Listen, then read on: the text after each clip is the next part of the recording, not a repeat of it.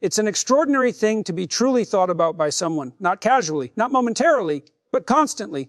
We live in a time when attention, the very act of noticing, is fragmented. People's minds are scattered across 1,000 tiny screens, each competing for a flicker of consciousness. So when someone actually thinks about you, when they orient their mind, their emotion, their being toward you, that's no small thing. And there are signs, not the superficial ones, not the cheap performative gestures that social media is full of, but the deeper indicators that reveal something profound about the structure of their psyche. When someone truly cares, they listen. And I don't mean they just hear your words. I mean they attend to you. Their eyes track your expressions. Their mind works to understand not just what you said, but why you said it. That kind of listening is love in action. Because in a world full of noise, distraction, and indifference, to be thought about is to be loved. When someone truly thinks about you, the first and most profound expression of that care is attention. Not the distracted, half-hearted attention that most people give as they scroll through their phones while pretending to listen, but genuine, voluntary, focused awareness.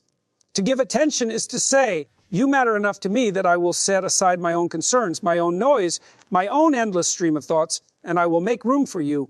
That's no small thing.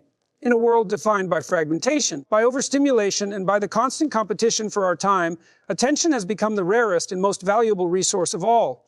When a person attends to you genuinely, something remarkable happens. Their mind begins to orient itself toward understanding rather than merely reacting. They start to listen not just for words, but for meaning. They notice the subtleties, the pauses, the tone of your voice, the way your eyes move when you're searching for the right expression. That kind of listening is not mechanical, it's moral. It's an act of humility because it requires setting aside one's ego and letting another person's reality take priority, even for a moment. It's the essence of empathy. Most people never truly experience being listened to in this way. They speak to fill silence or to be heard superficially, but they rarely feel understood. So when someone listens deeply, it feels almost sacred. You can sense it immediately. The quiet steadiness of their gaze, the genuine curiosity in their questions, the feeling that they are not just waiting for their turn to speak, but are actually absorbing what you are saying and reflecting upon it. You can feel when their mind is engaged with yours. And when that happens, a bridge forms, an invisible, emotional link that connects two consciousnesses. That's what makes human connection transformative. Attention is love in its purest behavioral form. It's what transforms affection from a feeling into a practice. You can say, I love you 100 times, but if you cannot give someone your undivided attention, your words ring hollow. Real love requires attention because it's through attention that you begin to see the other person, not as an object of desire or projection of your own needs, but as a unique being with their own complexity, fears, and hopes. To attend is to acknowledge their existence fully, and in doing so, you help them come more fully into being. From a psychological perspective, attention is the foundation of meaning. What you attend to becomes real for you.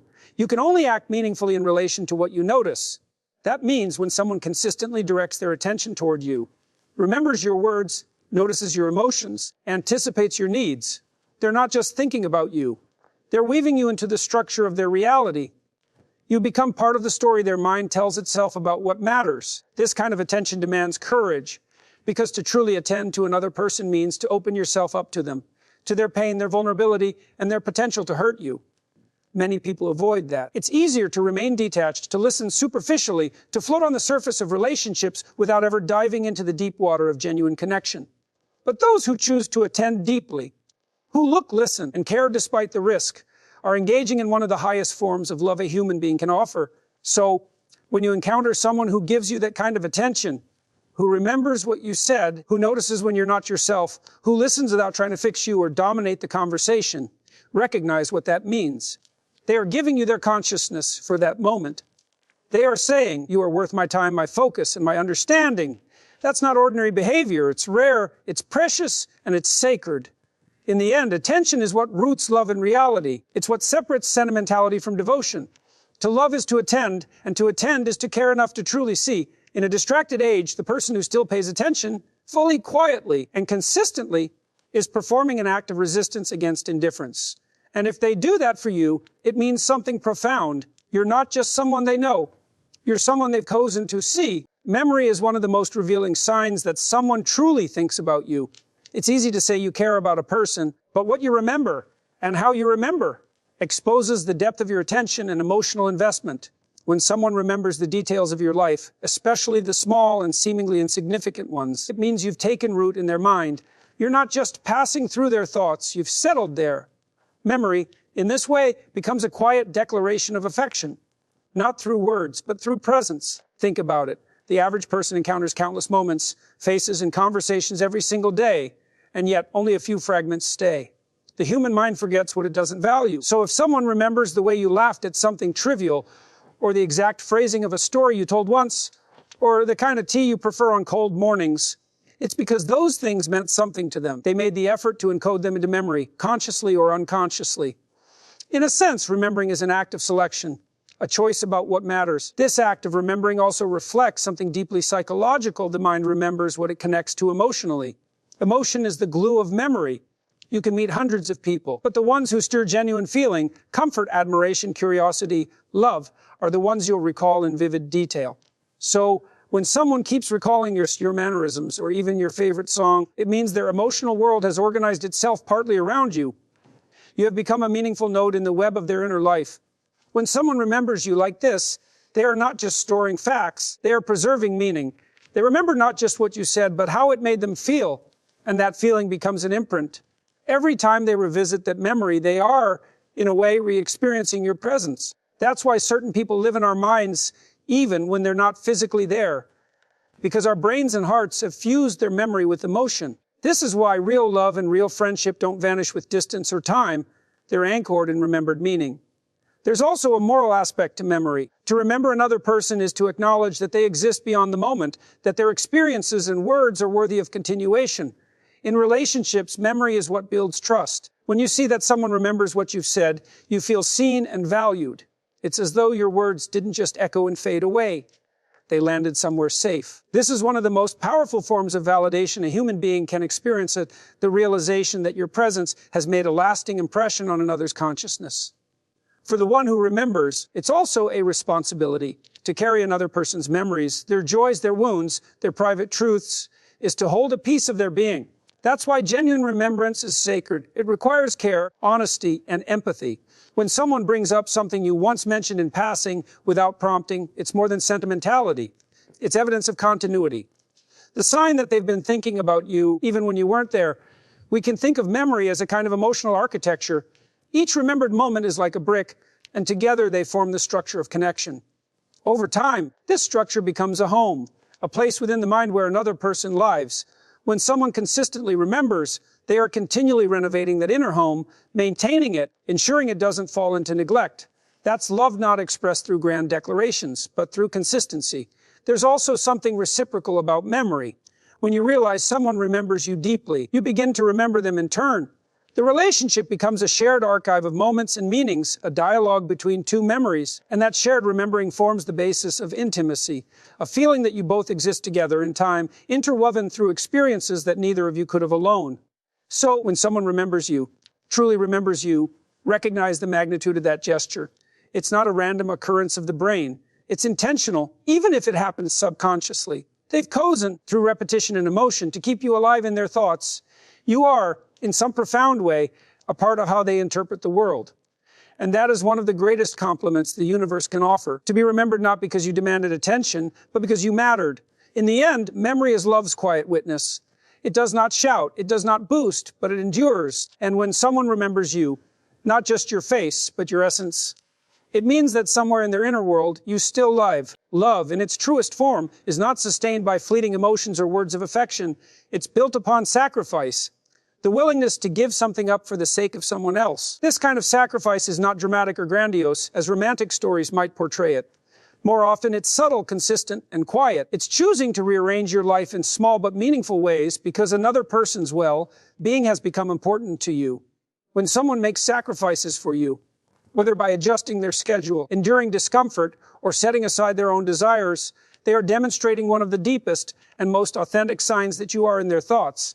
Sacrifice reveals priority. We only give up what we value for something we value more. So, when a person sacrifices for you, they're saying, consciously or not, you matter more to me than my convenience, my comfort, or even, at times, my pride. It's a form of devotion that transcends mere sentiment. Feelings come and go, but sacrifice is tangible. It's an action rooted in choice. It shows that their care for you is not simply emotional, but moral.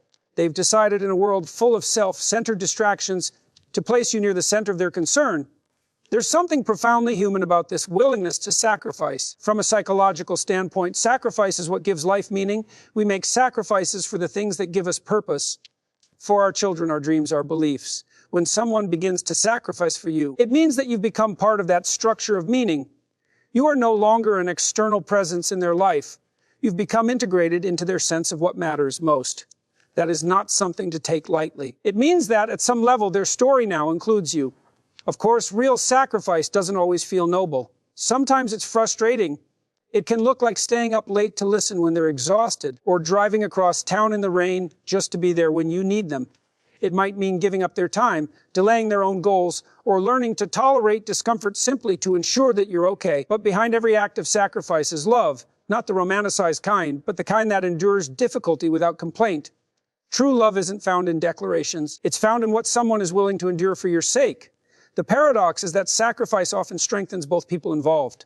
The one who sacrifices learns responsibility, patience, and depth of feeling. The one who receives learns gratitude, humility, and trust. Through sacrifice, relationships become reciprocal, a shared commitment to one another's growth. You begin to see that love is not just about pleasure or companionship. It's about bearing a part of each other's burden.